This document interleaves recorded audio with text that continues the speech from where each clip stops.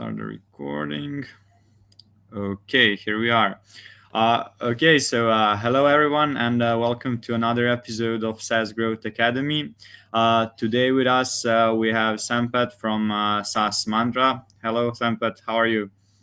Yeah, Alex, thank you. Thanks for having me. It's a pleasure to do this session with you. So I'm doing pretty well. Thank you. I'm doing amazing. So how are you? I'm great. I'm actually feeling really well this Friday afternoon. It's a great time to have an interview with someone with this kind of knowledge. What are we going to talk about today? Can you tell us more about that? Yeah, for sure. I mean, like one area that having worked with nearly 300 plus SaaS companies over like last 5 years at SaaS Mantra. So something that we have seen like one major area where most of the SaaS companies, especially PLG SaaS, have been missing out is like community marketing. Like a lot of them have been heavily focusing on various marketing angles, but then for retention and referral, community marketing seems to be working really well. I mean, it's easily the best option ever instead of trying to set up a team who is going to primarily work on reducing the churn rate, etc. Community marketing can do that nearly autopilot for you, but that seems to be like heavily missing out. And I thought that your audience would be like really interested in knowing more of that, given that you're also focusing on B2B SaaS. So I thought we could talk a lot about like community marketing, and then we also started SaaS Mantra from a community. So I'm happy to share like everything that we have learned over like last 5 years. So that could be helpful for a lot of listeners who are listening to this session. Yeah, of course, definitely that will be a lot of valuable knowledge to our community as well. But first, before we start with that, can you tell us more about yourself and about your career and about your business as well? Yeah, for sure, of course. Glad to. So myself, Sampath, so I have been into SaaS industry, like specifically SaaS growth, little more than like 10 years now, almost 10 years since like 2013. So having worked with like a few SaaS startups and AI and machine learning based startups before I co-founded SaaS Ninja in 2018. So when we started the company, the idea was to bridge the gap between SaaS companies and their ideal target audience. Like your ideal target audience, they have no clue that such product exists. And on the other hand, SaaS companies would like to get audience, get customers, or take their product into the hands of the right customers. That's going to be like a Herculean challenge for so many SaaS, especially in the early stage.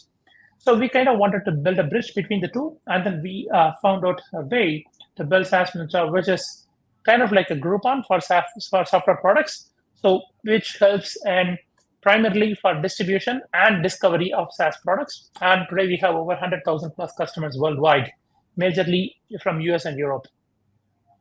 Okay, and when did you exactly start your business? How is it? How is it going? Yeah, we started as like we wanted to start with like a small Facebook group to test the idea. So that was back in like June 2018. And the initial tests were really good. I mean, we wanted to offer the licenses of software products, SaaS products especially, in exchange for reviews and feedback and user interviews, etc. That's how we started. And initially the idea was fantastic, and then slowly things were like slowing down because like when people get something for free, they may not take it seriously. So and then we slowly pivoted that into like running kind of like a exclusive discounted one-time deals kind of for software products, and where people could get access to really good software products which they have most likely have never heard of before. And when they get to hear that from us, they want to dive deep into that. They want to explore the various use cases of how they want to put the product into for their use, for their business, either to automate or enhance or like whichever part of their business. And then in return, they're also going to make a payment to the SaaS company. And SaaS companies get these ideas, the initial feedback before they wanted to scale up the product to focus on like a bigger market, to explore new verticals, new regions, etc. So that was kind of like a win-win scenario for everyone. And I would say like the product has been like, I mean, our platform has been growing steadily. We have clocked over like $5.5 million worth of sales in like last 5 years.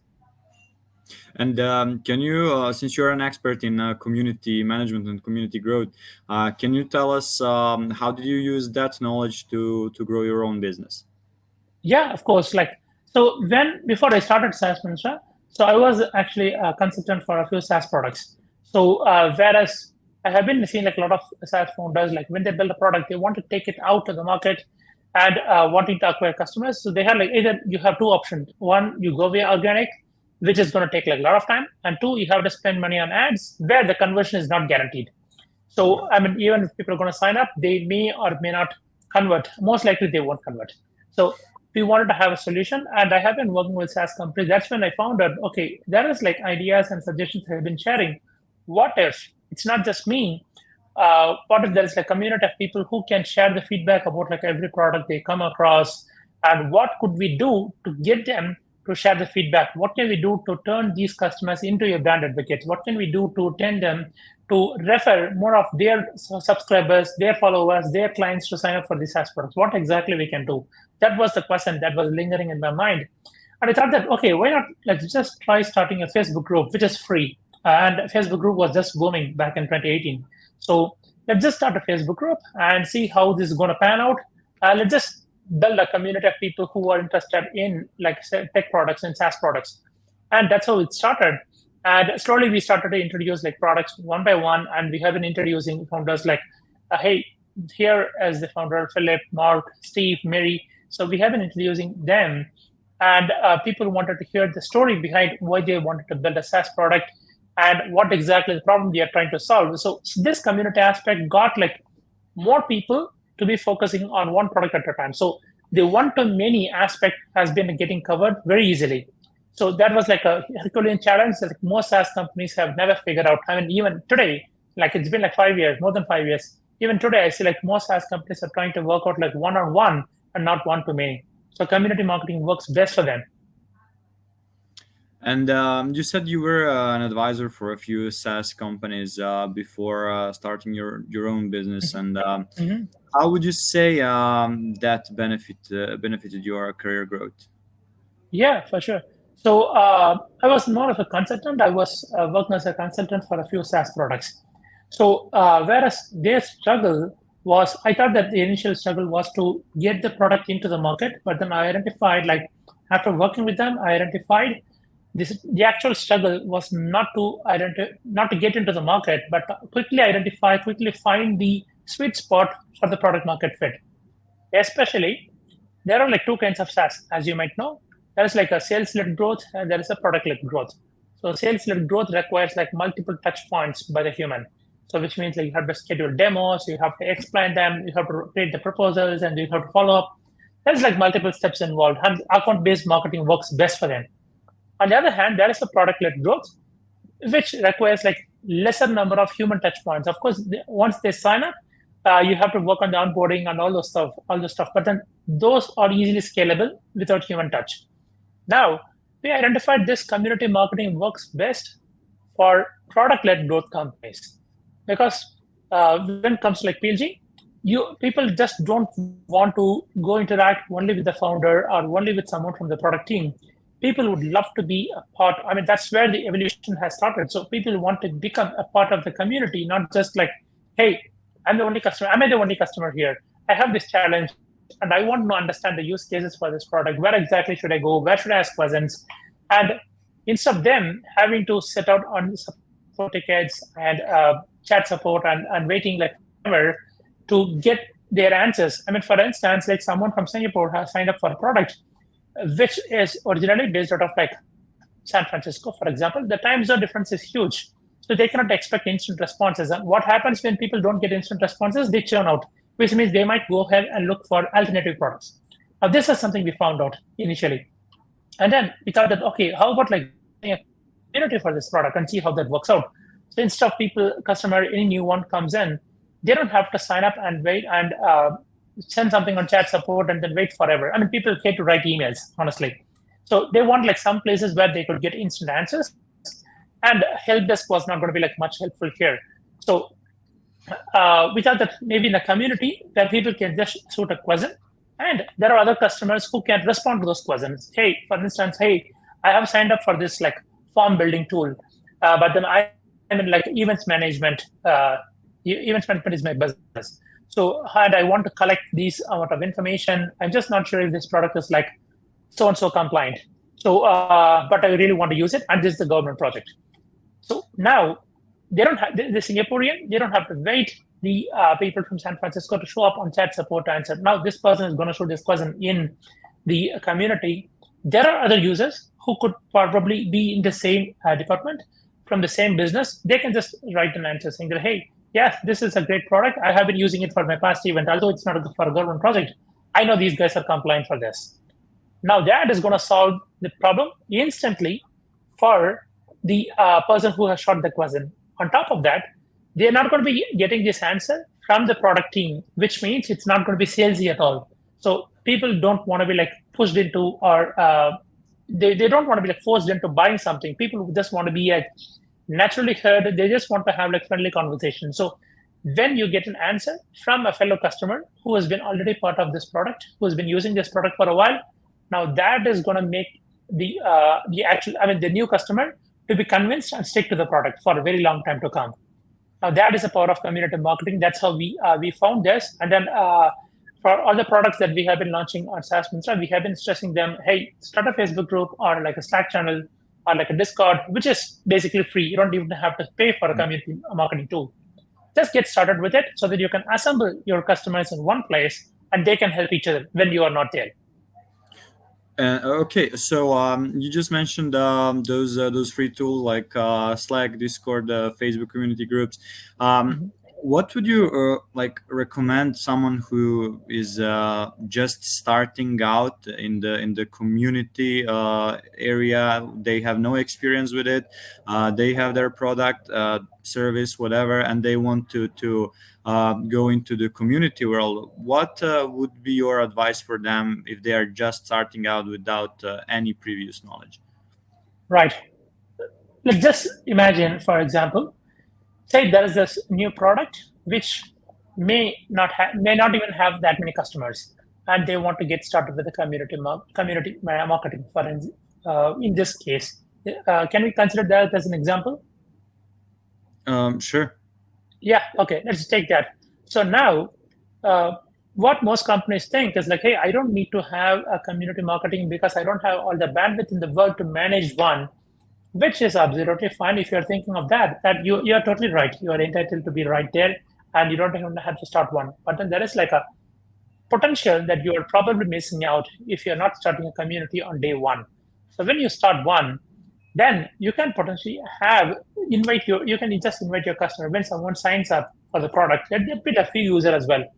Say when someone is signing up for the product, in the welcome email, you can also mention like, hey, we also have this nice Facebook group or like Slack channel where we would love to have you. Now, this new sign up, they are going to be joining your Facebook group.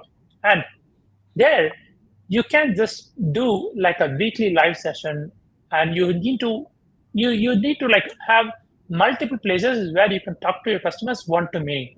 So email marketing is one way where you can, whenever you are like pushing out updates for your product every week, you can of course like notify your customers, signups, subscribers via email. That's one.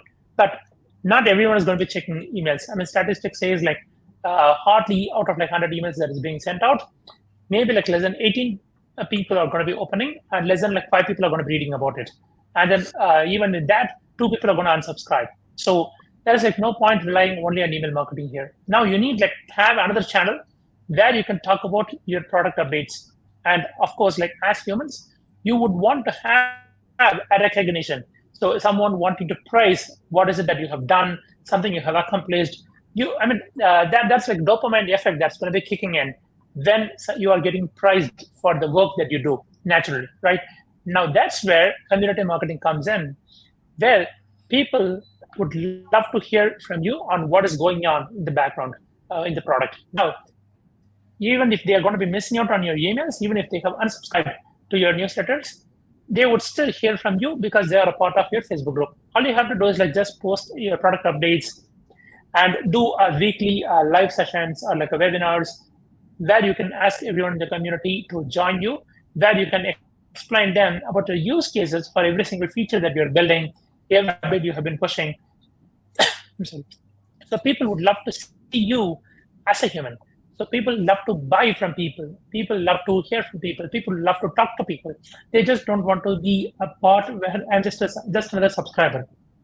Obviously, no one would want to get there. Now that is the power of community marketing, and that is like one simple way of where you can get started with this. Okay, so one of the mistakes you just mentioned is like forcing people to learn about your updates and everything. It has to be natural. I mean, in a way, you're representing your business as a human, like in the first place. What are some other mistakes that you come upon in your career when you were consulting other businesses? And I mean, did you make any mistakes in your way as well? Oh, I have done fairly many. I mean, like having run community for like almost like 5+ years, I have done like fairly many mistakes, and I would like to highlight like one or two of them, which is going to be like quite common, and we you should do it like with or without our knowledge. So here's the first one: don't try to be salesy ever in your community. Like, hey, we are running this discounted offer for a product. Go ahead and buy it. Do this, do that. So do not instruct people when it comes to like you're trying to sell something. Instead, say you have like new promotional offer, something coming up. Tell them like what is for them. Don't tell them just because you want to sell there. Instead, tell them, hey, uh, we have rolled out this new feature. This is going to be like helping you to automate X amount of things in Y amount of hours. And this is going to work completely automated. And this is going to help you get like more clients, more sales. So at the end of the day, your customers would love to either make more money with your product or save time with your product, or uh, uh, they just want to elevate your product, which they something that they can use it for their customers. Either they want to acquire like more customers. So mostly it's going to fit in one of these regions. Now you need to be like highlighting either like saving time or making money or getting clients. And in fact, I would also reduce that to like two levels only: how they can save time or how they can make money. So in one of these regions, you just need to, I mean, your goal for every feature or every update is going to be like focused on these areas. Now, once you do that, communicate just that, and at the end, keep it subtle, saying that, hey, we also have a special promotion for this new add-on that we are releasing. And since being a part of a community, I would love to have you avail this offer. That's it. Keep it very subtle. Don't start with saying that, hey, we have this wonderful discount for you. Nah, the very moment that you're going to do that, people are going to be like, okay, I'm going to be staying away. I don't need to get like another subscription. Even if you're free users, they are not going to be like biting on that. And even if you're paid users, they are going to be like shying away from you instantly. Don't do that. That's like mistake number one. And mistake number two is not moderating your community. I'm not saying like when you are building a community, you should put some restrictions. So there are like two ways to go about it for the moderation. So one, in terms of moderation, limiting people on when they are making the post in your community. It could be Slack, Facebook, or Discord, or whichever it is. Let people make those posts. Let them publish the post. Like I know that you might be worried that people might post something negative, something bad about the product, which is going to create like a bad vibe in the community and so on. And your worries are absolutely natural. I have had that too when I started community marketing. Now, the thing here is people would love to have their voice to be heard. They just want to voice them out and be available to address those queries, because it's not about like just one person making this noise. There might be like multiple other people who would want to address their concerns as well. I mean, they may not even contact you on chat support, and they're just going to be like voicing it out in your community. Now, it's your duty to respond to the customer's concern, customer's queries in a public forum. I mean, as in like public as in just for your community people. Now, this is going to be help you elevate your elevate your brand image in two different ways. One, people are going to see that you are very transparent people. You are like very transparent company, and you actually listen to your customers. You are not restricting them. They are going to be like you are going to be like super open to have a conversation with them, open to listen to them. That's going to give you an elevated image. And two, whenever another customer is going to be having like same set of questions, same concerns or something, you may or may not even have to interfere. It could be like one of your other customers who were happy that you have been like who have been happy that they have seen you being like super transparent. They would come in and they would vote for you. Hey, these are nice people. Maybe they're just not around, but then they will address your questions. You don't even have to raise your negative voice and so on. So there are like perks like that. I mean, these are like two mistakes, like not moderating in the right way. Like never moderating doesn't mean that deleting those bad uh, bad comments or like bad questions and so on. So unless and until it's going to be like really offensive, getting personal, you don't even have to delete them. Just address them. And of course, like when I said, don't be pushy, don't be salesy in the community ever. Just be friendly, just be helpful, just provide value. Yeah, that makes sense. I mean, don't be salesy. You said it in almost every single one of those points. So I'd say that's like the most important advice to take from this. And can you tell us what tool or what platform was the best? What's the best platform from your experience for building a community on? I mean, we also here at Quality. I mean, did some research, had some troubles finding out what's the best platform. Some people were saying Facebook is great. Some people were saying Facebook was great 2 years ago. It's not great. It's not that great anymore. And I don't know. Some people were recommending Slack, as you already said, Discord, the newsletter, everything. I mean, there's so many people advising different things, and can you tell us from your experience what turned out to be the best? Yeah, absolutely. Great question. So first thing, you need to know like what exactly is your goal from the community and what exactly or who exactly is your audience. Say you're a PLG, but and you are specifically focused on SMB audience. Your target audience is going to be like small to medium business owners only, or marketing professional, sales professional. Doesn't matter as long as you are not selling to companies with like over 100 employees and on.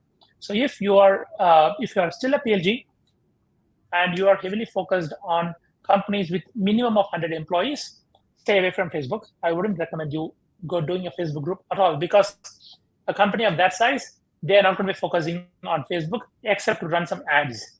So stay away from there. Perhaps a small LinkedIn group might be helpful. If not, switch to something like a circle.so, for instance, or build your own forum. That is going to be like much more helpful for you. Just like how Apple has its own forum, build your own forum. There are like tools like Discourse and so on where you can build your own forum.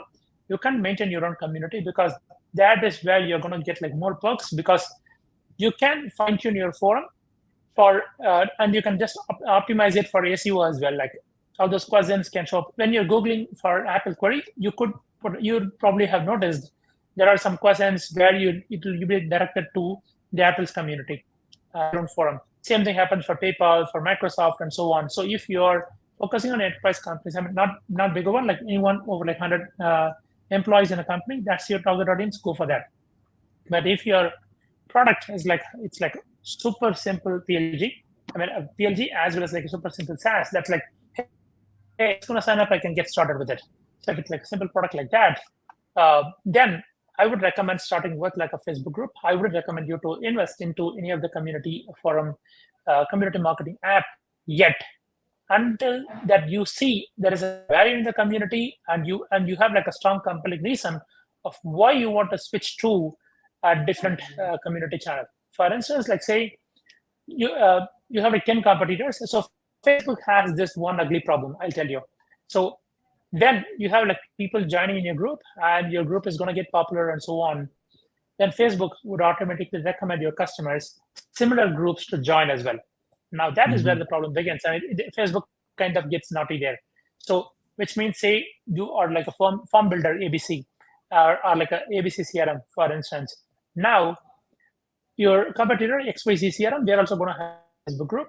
And now there is a conversation going on that like your group is getting popular and so on, which means Facebook algorithm is going to be uh, automatically ranking you up under the groups. Now, when your customers are joining and then they are engaging, Facebook someday would start to show XYZ CRM group as well. Hey, these groups you might be interested in, and so on. So, which it's not like your customers are not aware of your competitors, but then there is a chance that they might be wanting to switch to they want to try their community as well, and there is a chance like they might switch to their product. Of course, it depends on how you are running your community, by the way.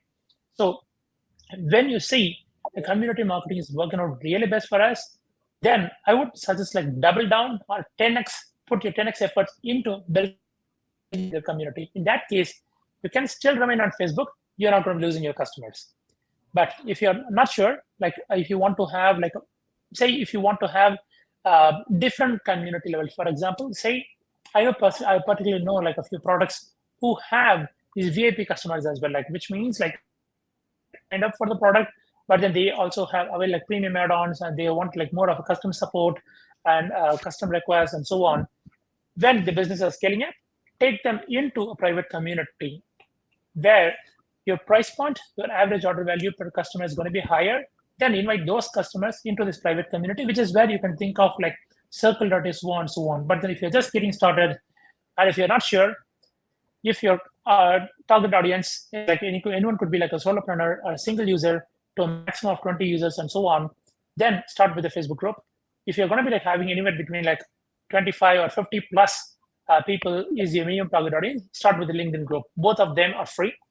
You get started with it, test it out, and then you can figure out like which is the better way for you to go forward with it.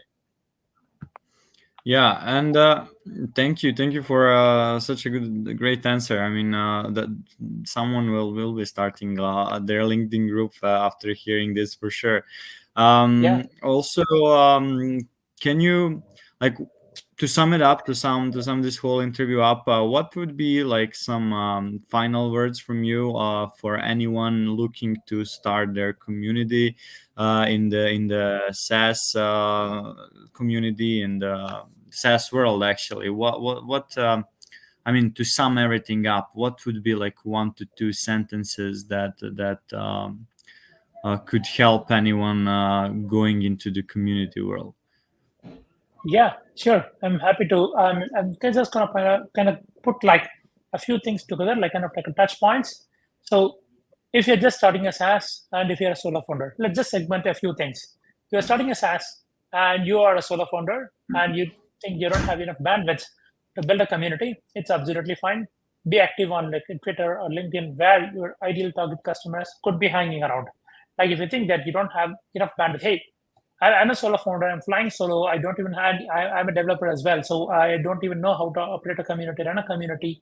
That is absolutely fine. You don't have to start one, and keep running. Keep posting your updates. Share your knowledge, depending on where your target audience is hanging around. If are they going to be like Twitter users, or Instagram people, or LinkedIn people, or Facebook people? Because like I personally know like a lot of people are using Facebook just for their private life, and they don't want to be like having business in there. So you don't even have to try like multiple areas. Just focus on one channel. That's absolutely fine. And eventually, when your customer base is growing, your audience base is growing, there's like a lot of people joining your newsletters and so on. And once you have scaled up to like minimum of like say $2,000 or like $3,000, $5,000 MRR and so on, get a VA and start a community. Start a Facebook community where you can have your VA as a moderator, and they can help you manage this community along with like other tasks, other marketing or social sales tasks that you want them to be involved in. Start it that way so that you can test out this community marketing. And when you're doing that, do not quit within like first few months. So give it a try at least for a year. I wouldn't recommend you quitting like within a year's time at all, because starting a community is of course the easiest thing that you can do. Moderating a community might look difficult initially, but then over the period of time, over like 6 7 months, you will get accustomed to it. But if you're going to be quitting within like 1 year's time, then your audience, they're going to be upset. Hey, out of nowhere, you guys are shutting down the community. What's happening? I'm having like a good vibe here. If you're doing that, what's going to be happening about the future of your product? Where are you guys going? I mean, like going to be stuck here because I have a business running with your product. Now I'm going to be stuck here or something. So people would get panicked. Don't do that mistake. So keep on building up your community more and more. Keep customers engaged. And here's a hack that I haven't shared with almost with anyone before. So this is just for this interview. So if you're listening to this, give this one a try. See who are your frequent customers, like people who are associated with you for like a long time.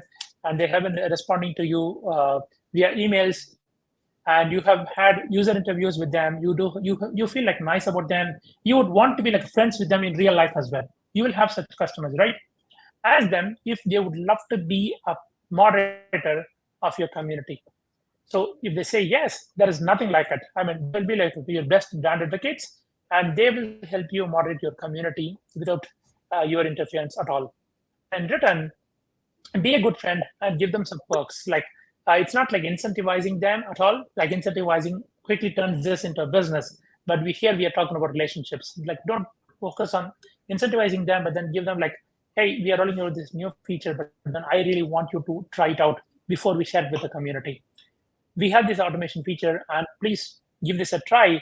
I want to hear from you personally, and after the feedback you hear from your own private inner circle customers who are your moderators, give them like extra perks on that. Say they have subscribed for some $39 plan, for instance. Give them an upgrade which gives them the same features that they have for $79 month plan, and so on. So this way, they are going to be like automatically motivated, and this is not going to be like a incentivizing structure. This is not business. This is about like building relationships, strong relationships, and do not focus on just having like one or two customers. This way, have at least an army of customers, like 15, 20 customers who can be moderators. The biggest perk here, the biggest hack here is like you can subtly ask your moderating customers to make at least just one post per month per person. That way, you could easily populate nearly 25 to 50 extra posts, valuable posts in your community. So this way, it is going to be like very easy to grow organically, which could also potentially attract. Remember earlier I told you about like potentially your customers could be switching to your competitors' customers. This could also work in your favor, where your competitors' customers who are part of the community, they would find you, because that's how Facebook algorithm works. They would find you and join your community. Now you have an opportunity to win more customers without doing anything extra, without like paying a single penny, or without putting any single second, investing any single second to for more marketing and sales. This is like an easy hack, but I don't see anyone is trying that. Give it a try. Okay, thank you for sharing these tips in the end, and as well as that secret tip that you haven't shared before. Also, thank you for taking part in our interview series. It was great listening to you, and I've also learned so much, and hopefully our community will learn at least a part of what I learned today. And yeah, thank you once again for participating. Yeah, for sure. Thank you, Alex. Thanks for having me. And if you're listening to this, Alex, you and everyone who is listening to this, if you have some suggestions or if you would love to have a chat on this, you can just drop me an email, hello@saasmantra.com. I'm super happy to help you. Thank you, and see you again. Bye. Yeah, cheers, Alex. Have a good one. Bye.